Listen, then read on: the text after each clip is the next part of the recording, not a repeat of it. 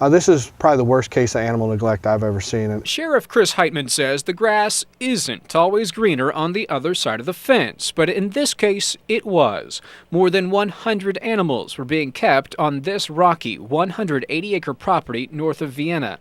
At least 6 dead horses were found, and other animals had already decayed to their skeletons. Thursday morning, Heitman was alerted to the animal neglect after the Department of Agriculture received a tip. He says the animals were simply starving to death. Several horses are dead. We found numerous cow remains, pig remains, goat remains as well. The Missouri Humane Society was called in to take the animals back to their facilities in St. Louis. Their day started at 5 a.m. They came in with nearly a dozen staff and 3 horse trailers. In total, 40 animals were taken away from the farm.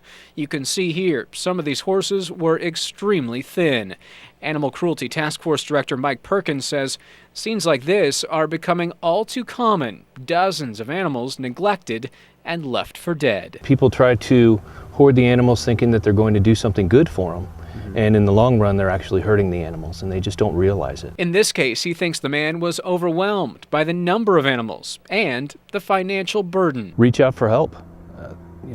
Go to your community, sell off the animals. I understand that pets are very important to everybody.